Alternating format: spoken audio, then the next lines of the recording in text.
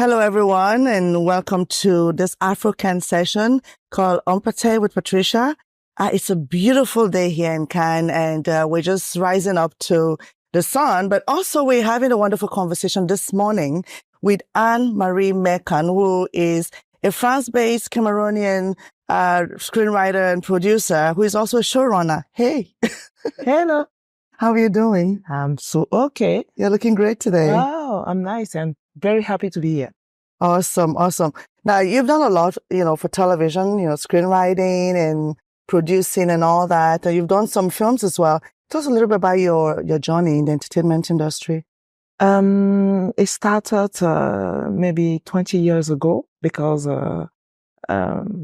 my scholarship is based in law because I'm a lawyer. And I came in industry because my husband was there. And then I started by working in Cameroon, and I created my first production company there. And we produced so many content for TV5, French channel. And then I came in France. I worked for different company, production company, before going to UB's News, which is a French Pan-African channel based in Paris. And I'll also upgrade my knowledge in script writing and also showrunning in different how do they call it, school in Paris. And I'm very now focused on screenwriting. Well, amazing. Now, how was the transition for you coming from Cameroon to, France? And how were you able to navigate the industry and continue to do what you do? Or did you start doing it in France? No, I started in Cameroon. In Cameroon, yes, okay. So how was it like navigating the industry here? Things were very different, you see. And here in France, I have in my mind to keep this authenticity. How do they call it? Authenticity. Yes, of being African, and continue to tell stories of my country. Your heritage. Yeah. So it was not so difficult at all. And when I joined UB's News TV with a Pan-African channel, so I can continue to do what I need to do, and I love doing, produce content that highlight Africans and the Africa. Yeah, great. Now, with, massive sort of disruption in the entertainment industry, especially when it comes to television, we see an onslaught of digital platforms now. How does this change the narrative for, content creators such as yourself? Do you think that it's a good thing or a bad thing? Many people used to say that Africa is the future, but for me, Africa is now. And we have so many stories to tell by our point of view. And one of my passion is transmission. It's very important nowadays to tell our story with our trip and how we want people to look Africa, you see?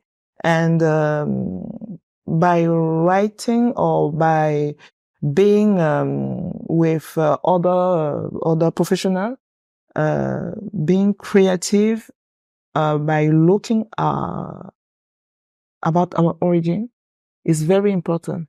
And I think that now we have to do all that we can to tell our stories, see? And this is one of my main points now.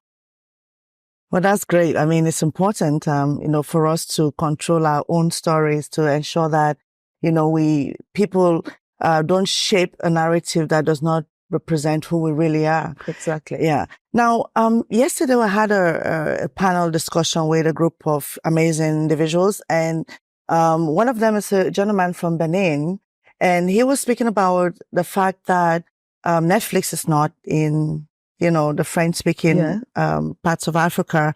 and that there's an opportunity there to ensure that we kind of have a bigger platform for French content. Do you see that lack of a platform of this magnitude in French-speaking Africa as something that affects, the ability of content producers to have their work seen more globally? We have, I can say the other thing is that we have a good example is Nigeria. And today we have different platforms as YouTube. If Netflix don't come to you, you can go to YouTube and so other platforms. And there are so many African today that build different platforms. You know that there is a new technology called OTT, Otera, you see? Yeah. And through those platforms, you can show your films. And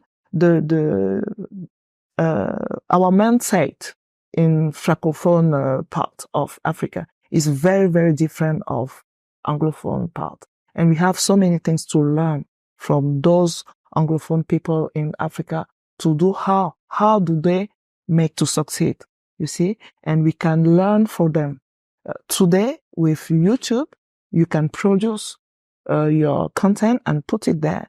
And then the content will be sent by order, even Netflix, and they can come to you, you see? Exactly. So it's very important to not just to focus on Netflix, because to reach Netflix is very difficult. If you don't know the producer who are used to work with Netflix, it will be very difficult to reach Netflix. And on the other hand, you know that in Francophone part, we have some channel as Canal Plus or TV5. They are the main channel that can give some money to producers to produce their content. Mm-hmm. But we have to, you talk about this, to be disruptive. You have to be that, to find other part. How we can, today, we want to tell our stories. We want the world to see our stories. It's very important today to tell local stories. So local for global. And for that, YouTube is a very good platform that we have to test. All Anglophone people in Africa did that. Why can't you did it at all? Well, I really like that. I like the whole idea of what you said earlier. If they don't give you the opportunity, create it for yourself in terms of, putting your content wherever and getting noticed. Yeah, that's really important. And the whole idea of producing local for global. And I think the fact that people can dub their content into another language is also a great way to, have your content out there. Because, for instance, one of my favorite drama series on Netflix is Chinese. Can you believe that? Yeah, but it was dubbed in English. And then there's another one that I love that's Spanish. Yeah, but it was dubbed in English. So I think that divide, that language barrier is kind of like non-existent. If we can do. Have you ever dubbed any of your productions? No, because we were producing for French channels. So we don't have the opportunity to dub, but I wrote down a series. You see, I'm looking for other producers to produce my it's a political thriller. And with a Pan-African how do they call it? Pan-African actors. Okay. Cast. Yes. And we want to shoot in English. We want to shoot in English because we want to reach the world. And you know that for producing double is a matter of money. And many content people don't dubbing because they don't have that money to do it the right way. Okay. You see? And I think that produce in the Francophone part, we have to review our way to do production. You see? And but when you produce, you want your content to be seen around the world. And you have to do whatever you can to do that so that your content could be seen everywhere. Yeah, that's amazing. Now, as a Cameroonian in the diaspora producing content that reflects your identity, what does the future hold for you? What are your plans for the future? My plan is to return back. Yes, I want to go back to my country, also in other areas, even Senegal, Mali, but I want to go back. And from now, I'm doing it. In a year, I can go back 2 or 3 times in different countries, because here we don't have things to bring, but there we still have many things to do and say. And I think that today it will be very important for me to be there to help other young Africans to how to write a story. Because our main problem is that there are many content. But I think that yesterday you talked about that.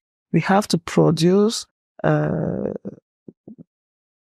in terms of quality, technical, also by our stories. You see, we have to people should have should have technique how to write a good stories. If you want to write a good drama with African stories, it's possible. And one of my job is doing that. And then I really think that I can do that there. And now that we have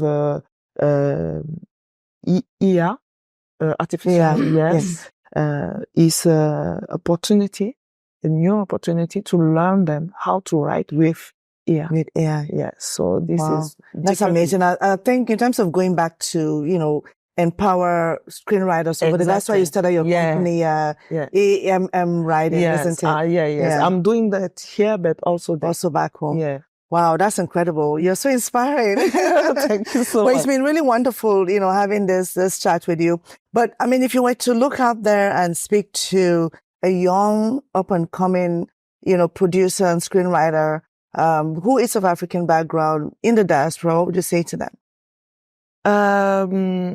The first thing is to being or have confidence of who you are. Love yourself. Love your, I don't know if it's correct to say it in English, love your Africanity. Is it correct? Yeah, love your heritage, who you are. Yeah, your heritage. And show the world who you are. And then soft power today is very important. And then we have to control it. And for a young producer or screenwriter, try to be yourself by telling to the world who you are. And then I think that you will be, Africa is now. And then everyone you see, all the world is looking about Africa. And all the young should be very confident of their self and then try to tell their stories. Oh, wow. Well, it's been a wonderful conversation, Anne-Marie, and I wish you all the best. I really love it's the time for Africa is now. And on that note, I would say, do have a good one. And thanks to the audience for being part of this conversation. And I hope you do have a wonderful day. Thank you. Thank you so much.